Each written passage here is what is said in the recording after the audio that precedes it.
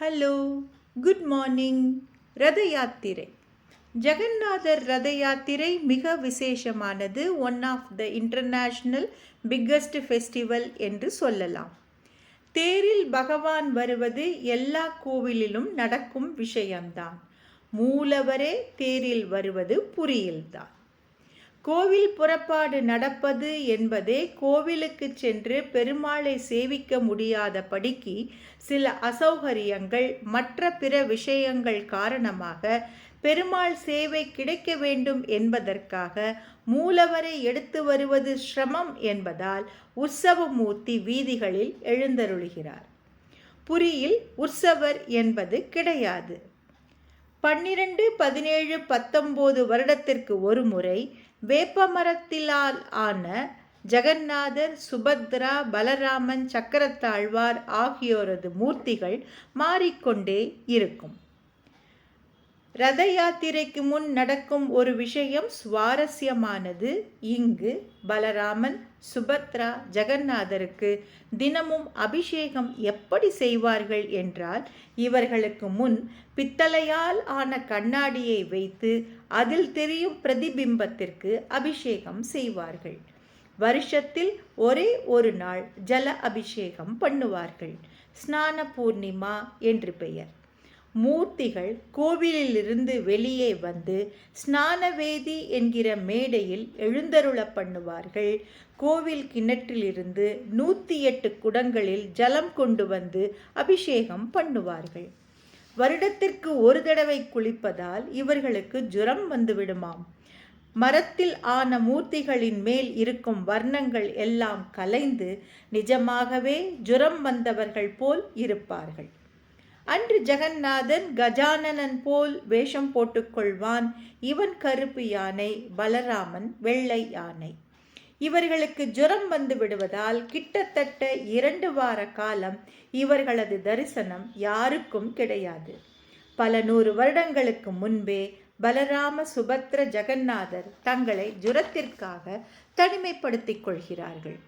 கோவிலில் மட்டுமில்லாமல் வீடுகளிலும் மற்ற எல்லா இடங்களிலும் ஒரு வெள்ளை துணியால் இவர்களை மறைத்து வைத்திருப்பார்கள்.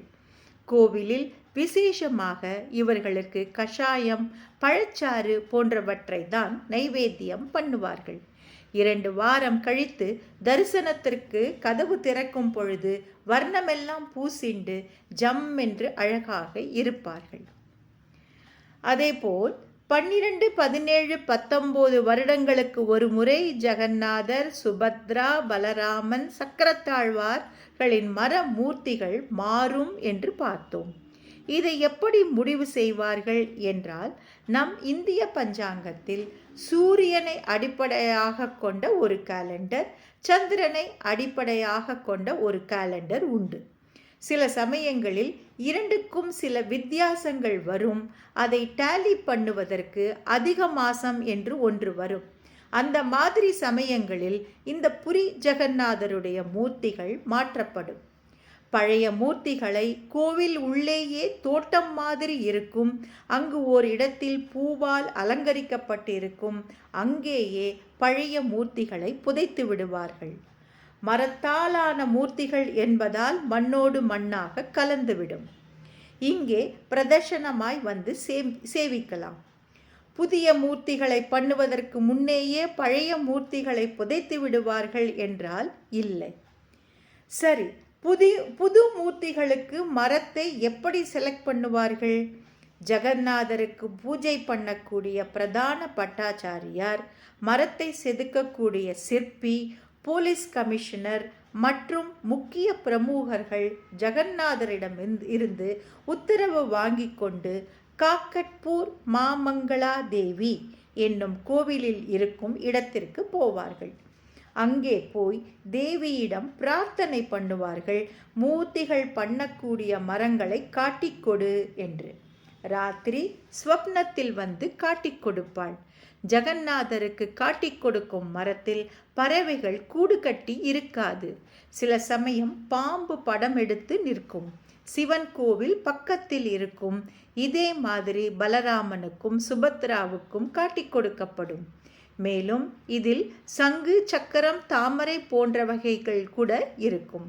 ஆனால் யார் கண்ணிலும் இந்த மரம் தென்படாது. தேவலோகத்திலிருந்து குறிப்பிட்ட நேரத்தில் இங்கு மரங்கள் கொண்டு வரப்பட்டு புதைத்து வைக்கப்படுகிறது என்றும், அதே நேரத்தில்தான் மங்களாதேவியும் அந்த மரம் உள்ள இடத்தை தேடி அலையும் குழுவினருக்கு தெரியப்படுத்துகிறாள் என்ற நம்பிக்கை இங்கு உள்ளது. இதற்கு நப கலேபரா என்று பெயர். 65 நாட்கள் தொடரும் பண்டிகையாகும். மூர்த்தி மாறும், காருண்யம் மாறாது. Jai Jagannath. Thank you. Have a good day.